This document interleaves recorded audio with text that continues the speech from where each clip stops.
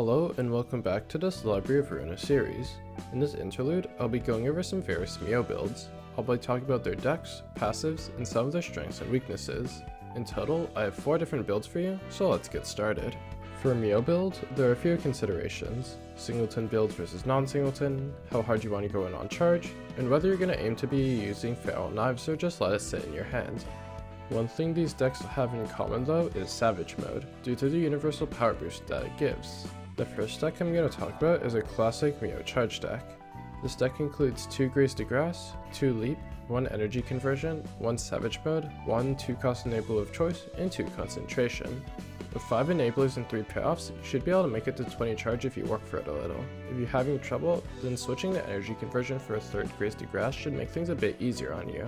I'd recommend bringing passives such as Fervor, Energy Discharge, Force Field, Haulers, Keeping Stride, or Electric Shock, and of course, the strongest if that's your style. This deck is very consistent. 2 Leaps splitting your page requirements over 2 pages reduces the chances of having bad hands. You can also switch out one of your light regen pages for Will of the City if you want even more page draw consistency. Unfortunately, there isn't as much raw clashing power in this deck compared to some of the others due to concentration having a lower than average rolls for a 3-cost bomb. The next deck is an iteration of Oops All Enablers for Mio. This singleton deck contains Grace de Grace, Multi-Slash, the Will of the City, Quick Suppression, Bulky Impact, Savage Mode, Will of the Prescript, Emotional Turbulence, and Concentration. This build, like most Oops All Enablers builds, tries to rush to 20 charge as fast as possible. For passives, Maximum Crash is a given, and can be run alongside Fervor, Locked Potential, Haulers, Keeping Stride, Electric Shock, and of course the strongest. Compared to the first build, this one has less consistency in cards for a higher raw damage potential. Clashes are also slightly better due to having a top tier bomb page and Emotional Turbulence. Next, we have a Pierce value deck that's focused on abusing Concentrated Fire with Savage Mode. This deck consists of 1 Grace de Grace, 3 Will of the City, 3 Concentrated Fire, Savage Mode, and Emotional Turbulence. This deck does have quite a few bad hands, so bringing Battle Ready is recommended.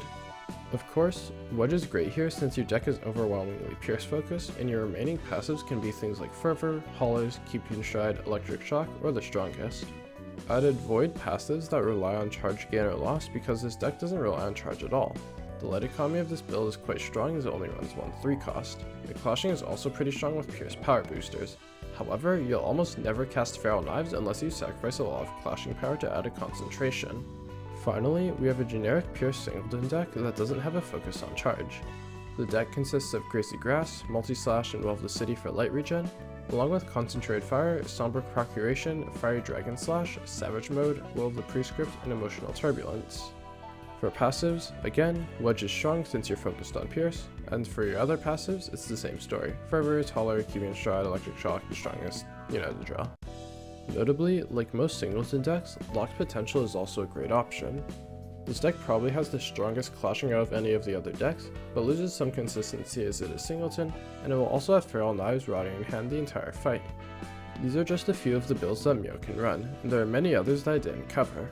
That's it for this interlude. I'll see you soon, and as always, thank you for watching.